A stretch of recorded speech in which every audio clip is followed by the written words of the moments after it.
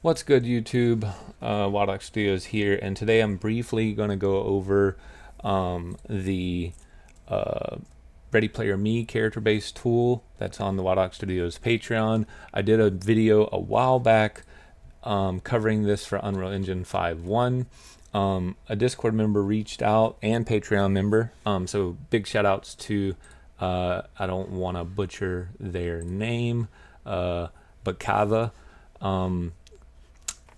I appreciate the feedback and the suggestions, but essentially the request was that they were working, and we'll go over to the engine real quick. They were working on GASP integration on top of Ready Player Me. And if you're not familiar with GASP, it is the game animation sample.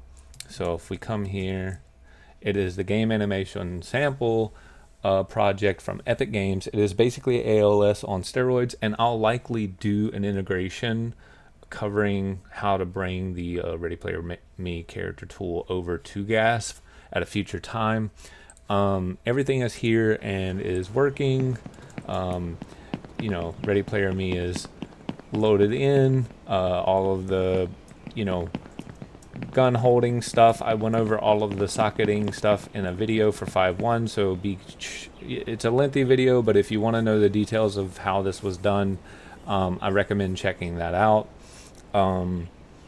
If you hit P, it brings up, and that's listed over in the HUD, it brings up the avatar web component. There is a little bit of a caveat here, so like if you go to create a new avatar, it appears that Epic's 5.5 web component no longer formats nested divs correctly.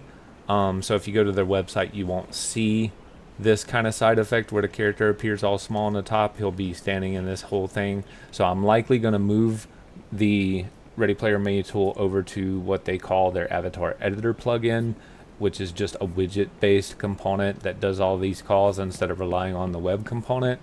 But that's a little bit of work, so that'll come at a future time. If you are someone who is a bit proficient with this process, you can likely implement that yourself. But the good news is that this stuff works. So like regardless of it just being squished up into the top of this little window here, all of the other functionality remains to be intact. Hair, clothing, etc.